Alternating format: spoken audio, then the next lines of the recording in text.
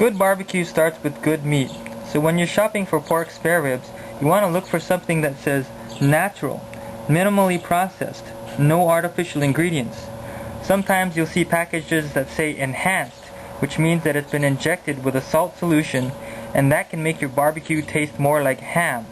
So remember, for good barbecue, avoid anything that says enhanced and always go for natural. Now we've removed the pork spare ribs from the package and given them a rinse, but before we add the seasoning we need to do a few things. First is to remove this membrane of skin which is on the inside of the ribs. This membrane is very tough and it also prevents the seasoning from getting to the meat.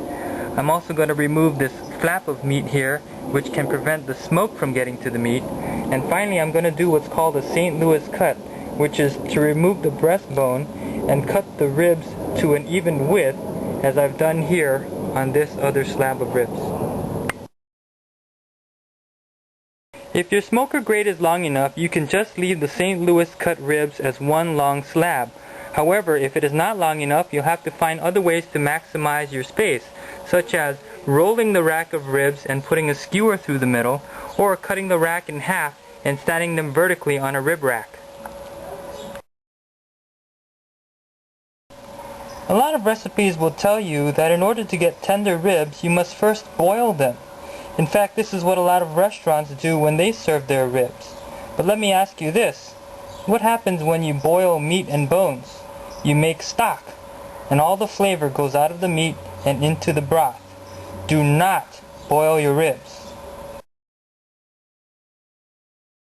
Now it's time to season the ribs. I don't like commercial rubs because I find that they have too much salt, so I like to make my own.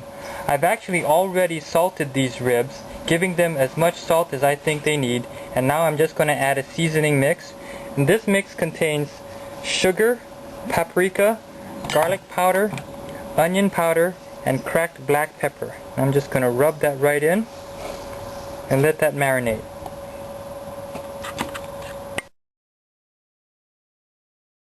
When using a vertical rib rack, make sure that you leave enough space around each rib section for the smoke to penetrate. If the meat is touching, it will not receive any smoke. You want to keep your smoker in the barbecue range of 225 to 250 degrees.